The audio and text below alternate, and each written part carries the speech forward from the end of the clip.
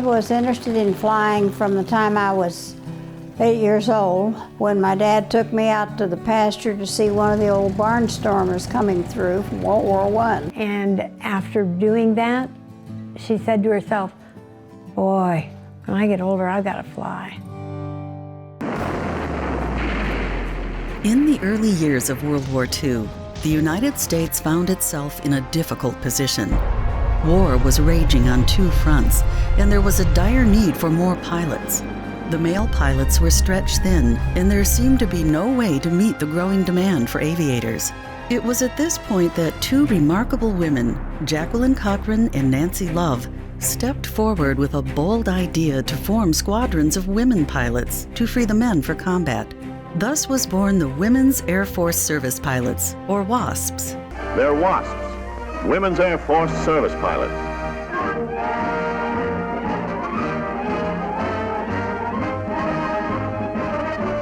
I finished college when I was 19, so I had plenty of time to do what I wanted to. I started taking flying lessons at English Field in a tailorcraft. And then I saw in a flying magazine that Jacqueline Cochran was organizing women to be trained in the military. So I wrote to her at the address they gave and got a letter back to come to Fort Worth, Texas for an interview. So I was interviewed by Jacqueline Cochran and accepted in the 7th class in 1943. Nell Bright was part of Class 43W7 and trained at Avenger Airfield in Sweetwater, Texas. The women underwent comprehensive training covering subjects such as navigation, physics, Morse code, meteorology, military law, and mechanics. Well, my mother is an intellectual female who has always felt that she has a lot to offer and is just as good as anyone else. And being a woman has never held her behind. Although the WASPs were technically a civilian group, they received the same rigorous flight training as the men and performed every mission that the men did, except for flying combat or conducting overseas operations. Biggs Field was at El Paso. That's where I was sent to the 6th Tow Target Squadron.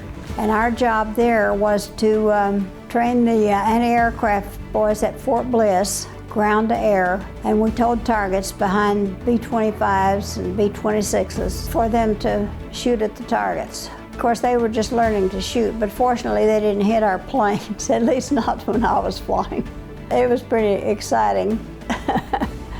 And we also did strafing missions in the two Navy Helldivers, the A-24 and the A-25, and also the Air Force P-47. So we might do a strafing mission in the morning, a towing target in the afternoon, and then flying twin-engine Beech aircraft at night to do searchlight missions, teaching the boys how to use the searchlight. Even though the women were granted their wings by the Army Air Corps and held officer status, they remained officially classified as civilians. As a result, they were ineligible for special military funeral honors, and their remains had to be repatriated at their own cost. Their coffins lacked the customary adornment of a U.S. flag, and there was no service flag displayed in a window to acknowledge their contributions. We had 38 girls that were killed in service. We took up collection to pay for them to go home. The government furnished a pine box, that was it. One of us would go with the body to take it back. And Jackie Cochran paid for an awful lot of the funerals and everything.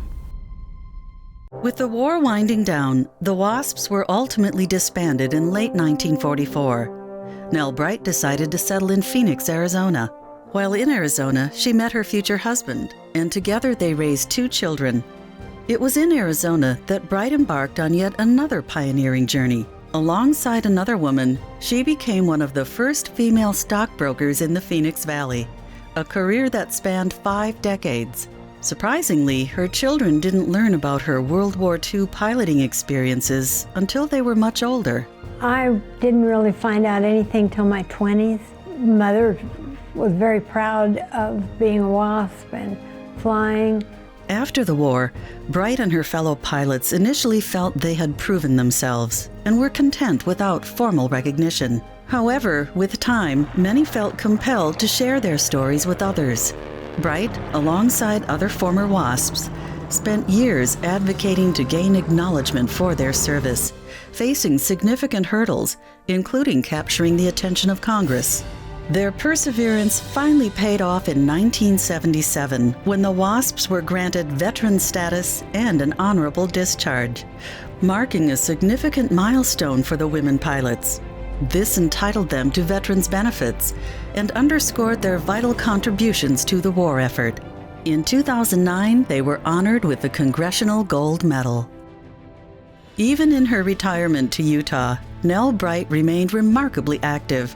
She stayed close to her fellow WASPs, regularly attending WASP Alumni Association meetings, and was also a member of the 99s, an organization of female aviators founded in part by Amelia Earhart. Today, with only a handful of the original WASPs still alive, Nell Bright has secured her place in history as a pioneering female aviator and is now officially recognized as a veteran. Her story and enduring legacy highlight the many contributions of the WASPs, who are now part of the official history of military aviation.